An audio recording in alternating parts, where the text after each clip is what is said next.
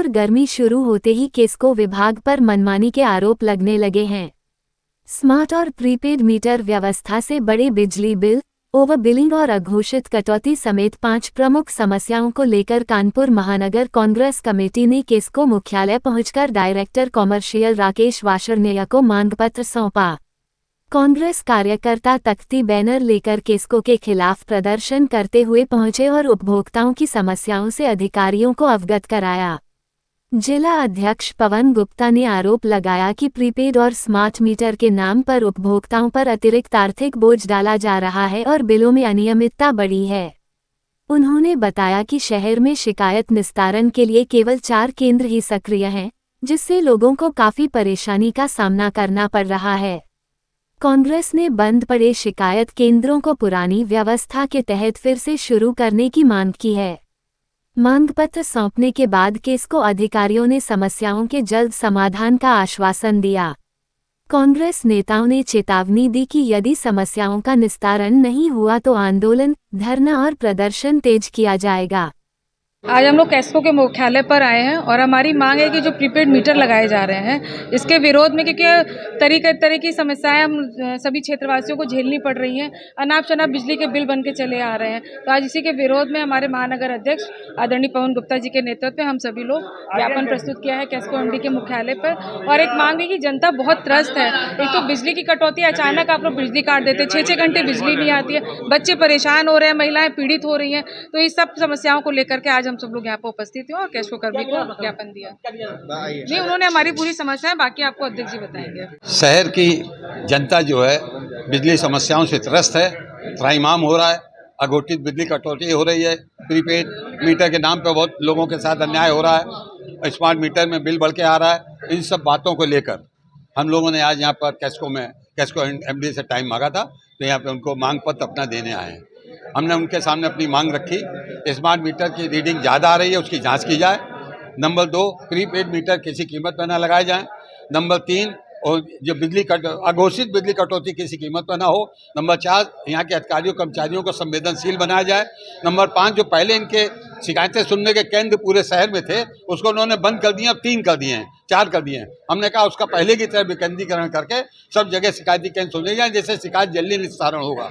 इन सब बातों को हमने इनके सामने रखा। और भी शिकायतें आई थी कि लोग 4-4 महीने हो गए, मीटर नहीं लग रहा, वो नहीं लग रहा। उन सबको उन्होंने देखा, सुना और पूरी तरह हमारी हर बात का जवाब दिया। और ये इस बात का प्रॉमिस किया जब तक कमेटी की रिपोर्ट नहीं आएगी तब तक प्रीपेड बिल है। मुख्य मुद्दा हमारा था कि प्रीपेड मीटर ना लगे, नंबर 1। नंबर 2, अघोषित बिजली कटौती ना हो। नंबर 3, शिकायतों का जो विकेंद्रीकरण पहले था वैसे ही सिस्टम पुराना वाला लागू हो। नए वाला सिस्टम बहुत गलत है, इसमें शिकायतें सुनी नहीं आती, आदमी परेशान रहता है, त्रस्त हो जाता है। कई पार्टियों ने भी इससे पहले विज्ञापन दिया, उनकी सुनवाई अभी तक नहीं हुई, आपका कब तक होगा? अब वो कह तो रहे हैं कि आप क्या आश्वासन दिया है। अब ये सरकारी अधिकारी आश्वासन देते हैं तो आप भी जानते हैं, हम लोग आश्वासन ही लेने के बाद अगर ये नहीं करेंगे तो निश्चित रूप से भी यहाँ पे आंदोलन और धरना प्रदर्शन तीनों काम यहाँ पर यहीं पे होंगे, इनके गेट पर होंगे।